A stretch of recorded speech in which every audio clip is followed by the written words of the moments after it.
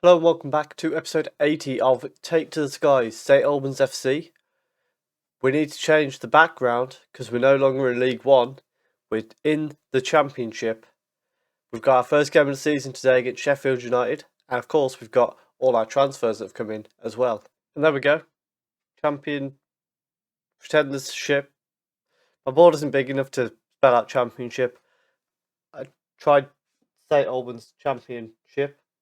That looked very silly. If you have any suggestions of how I can get around that, let me know. But Championship isn't an option.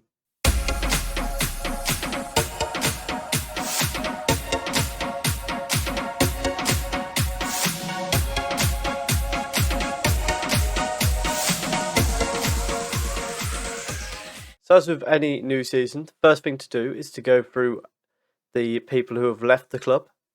We start with Nikolai Harding. He's only gone out on loan to Telford. So just to develop him a bit, I think at this stage he's probably not going to be an option for us league-wise.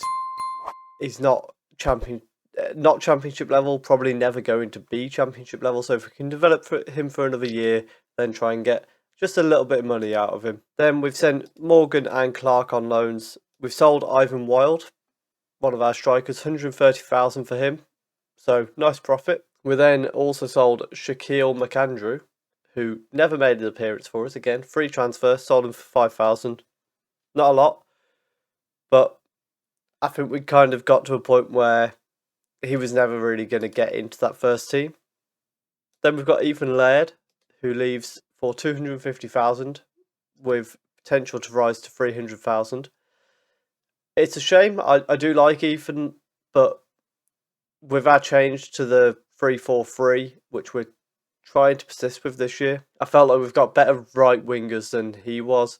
If we were playing with a fullback, he absolutely would be there. But I'm taking the risk in letting him go and assuming we're not going back to the four at the back. And then we've also sent David French out on loan to Maidstone.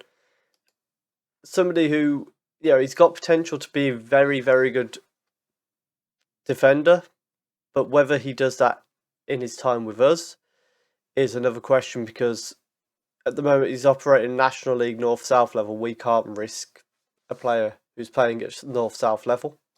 So we're not going to. Incoming transfers. We start with Pepe Bernal, central midfielder / attacking midfielder, coming in from Newcastle on a free transfer, but he failed his work permit, which isn't ideal. We're going to keep applying for it. We can't quite yet. We're still 44 days until we can apply. I'm hoping he will be able to get one. If not, that's a blunder and a half. Next we have Leo Fawn, new left winger, going to be competing with Vukaj and Byrne for that slot. He's definitely going to develop into a much better player than what he is currently, but he's already doing quite well. I think he's got the potential to be a very good left winger for us, particularly while we're in the Championship. Next up, it's finally happened. Edward Bennett has signed on a full-time basis for St Albans. He's been a stalwart for us since we got into League 2. Obviously, we had the year where we didn't get him back, but then he came back the year after. 24 goals for us in League 1 last year and 10 assists, which is ridiculous output. So hopefully he'll be able to keep that going in the Championship now. Next we have Martin John, a central midfielder, coming in from Swansea. They were releasing him. We've picked him up. Again, very good for us at the moment. It says good player for most League 2 teams, but if you look at him compared to the rest of the squad, the only people better than him are people who we've also bought in. Then we have Chris Brown, centre-back, coming in £75,000 from Cheltenham, so they've doubled their money on him, to be fair. A very solid option at the back for us. He's going to be... We've got a really good set of centre-backs at the moment. We've got these 5 players. We'll get to... No, that's everyone that we've got at centre-back, actually. We've got this very good group of centre-backs now. We've got at least 5 of them, as you can see there. Then you've still got Phillips as well. So we've essentially got 2 lots of centre-backs if we wanted to. Chris Brown coming in, looks very good in the key areas. And 6'1", not ideal.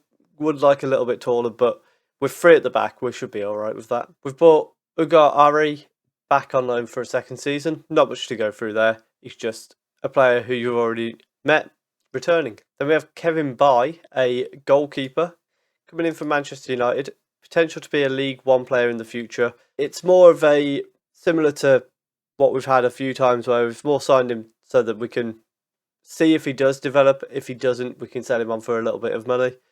He's in the under-18s at the minute. He's not going to be challenging Gaudi yet. He might play in a couple of cup games. We'll have to see who we draw. Then we have another loan from West Ham in Ada Mensah. He's going to be our ball-winning midfielder for most of the season from the looks of it. Very good player at the moment. Good potential. Obviously, he's on loan, so not much to read into it, but only a year left on his contract. You never know. If he performs this year for us, we might be able to pick him up on a free if they don't sign him down for a longer-term contract. Next up, we have Dylan Dunlop, another central midfielder. You can see where we've looked to strengthen. He's on loan from Everton. Again, good player at the moment. Potential to be even better. Contract-wise, again, potential to pick him up next year if they don't re-sign him and he does well for us. 5'8", in midfield. He's a bit of a smaller player, but gives us more options in that midfield because there might be some tactical changes coming if we need them. We've got a right winger, Will Knight, again, on loan from West Ham at our feeder club. These are players they've all kind of asked us if we wanted, and I've accepted them. He comes in as possibly already better than Barrow. And, yeah, good crossing, good dribbling, good first touch. His passing's a little bit weak.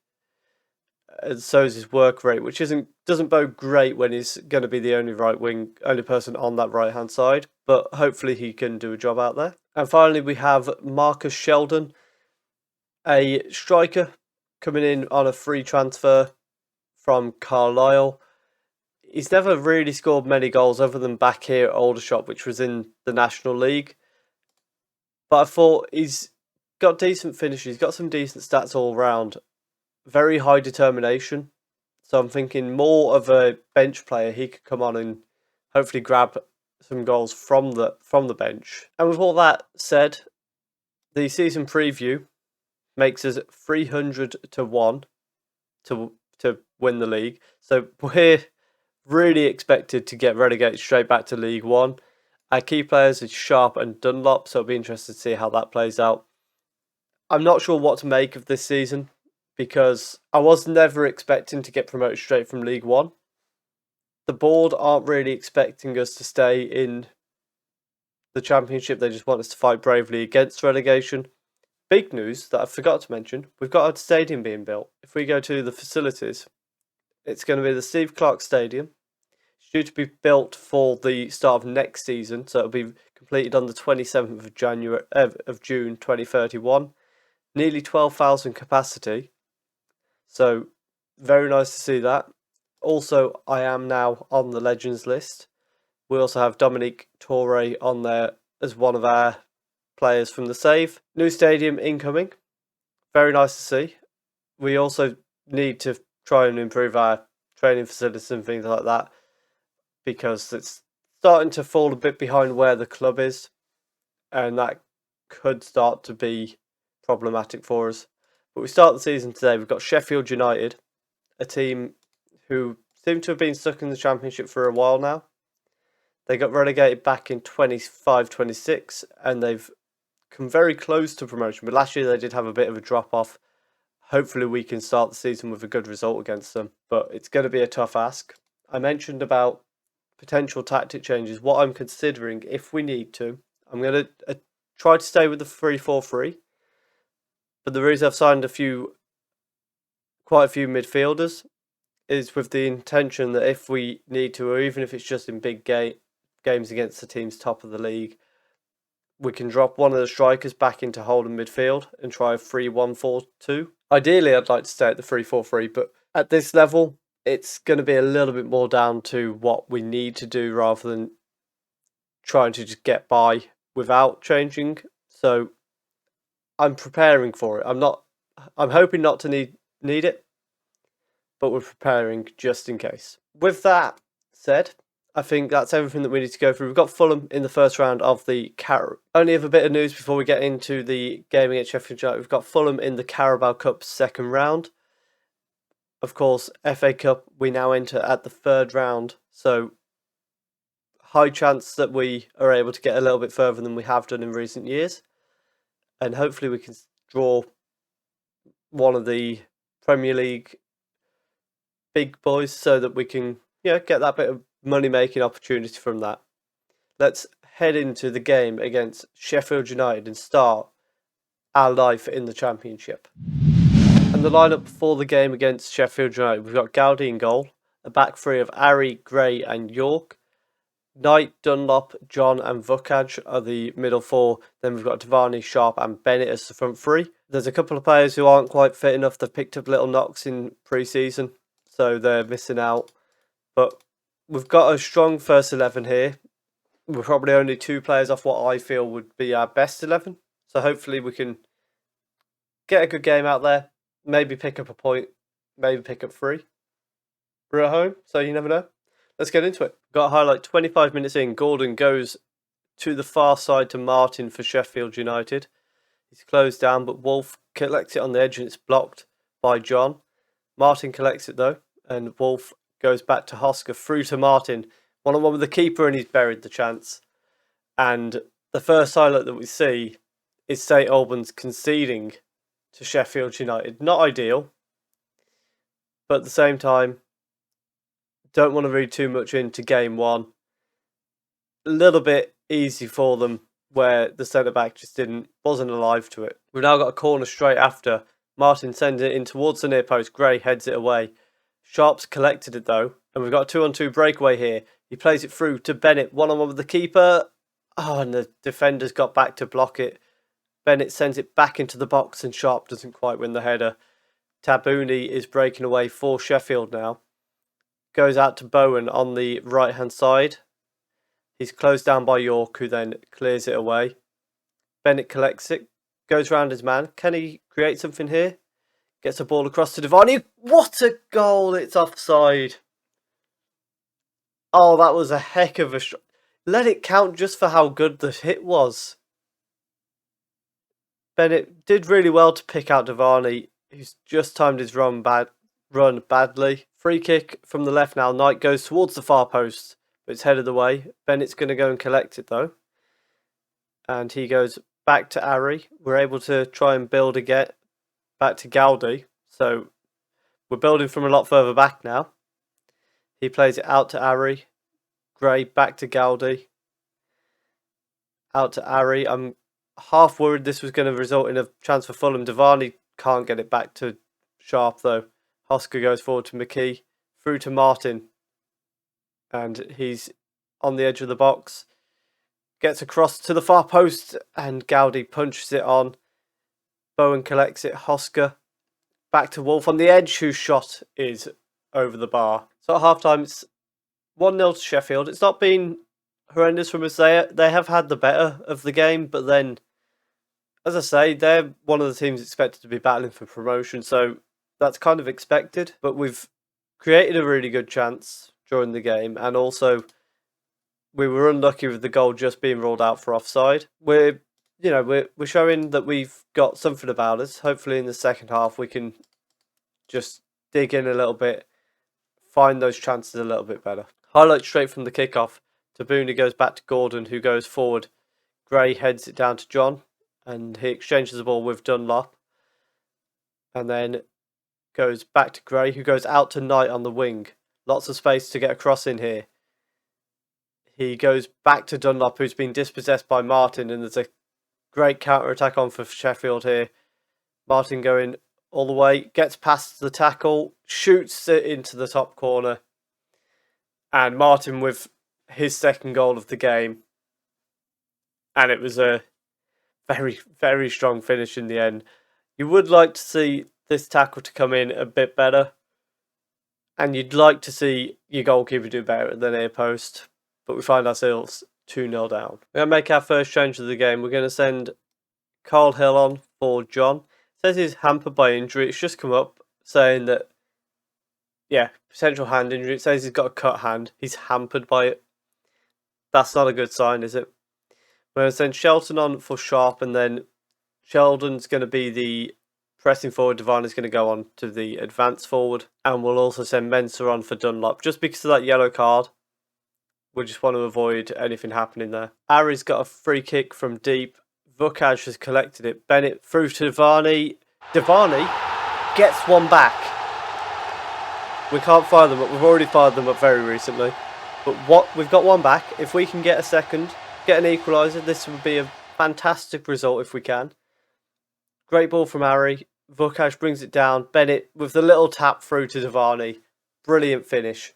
Let's get into it. Throw in for Sheffield here. It's headed down to Bowen, who crosses towards the far post. Knight heads it away. Wolf! Oh my goodness, what a goal. Well, we now find ourselves 3-1 down, but I can't even complain much about that because it's a good header away by Knight, but that volley is absolutely ridiculous. So unfortunately, it is a 3-1 loss in our Championship debut. In the second half, we did grow into the game a lot more, and yes, they got their third. You can see where we grew into the game, and we were starting to look a little bit more dangerous towards the end.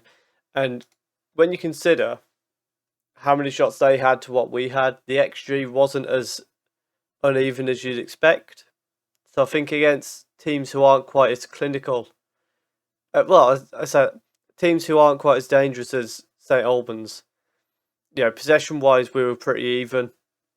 And as I say, XG-wise, it was very even as well. As the season goes on, we'll pick up more points. I think we've been given a very tough hand to start the season against Sheffield.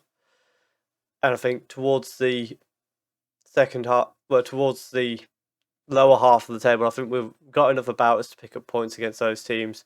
And that's all we need this season, is just anything above those bottom three is fine. Hopefully we can get a little bit more towards, if we can finish somewhere around 16th, I'd be very happy. I think that's kind of my little target in mind. Try and get a little bit safe from relegation rather than be worrying about it going into the final few games. But we're in for a tough season, we know that. And that was a relatively positive start for us. And what we'll do is we'll come back for either the EFL Cup third round if we're in it, or we'll aim for Millwall and Newcastle. That could be two very good games to come back for, particularly the Newcastle game. Hopefully the third round, if we're in it, comes somewhere around there. Fulham aren't going to be an easy team to get past to begin with, so we'll see if we're still in that. If you have enjoyed that, please do leave a like down below. Comment your prediction for this season in the Championship, and if you've got any suggestion on how to improve St Albans champion, because that sounds a little bit like I'm being predictive. I'm not. Short for Championship. Subscribe if you're enjoying the content on the channel, and thank you very much for watching.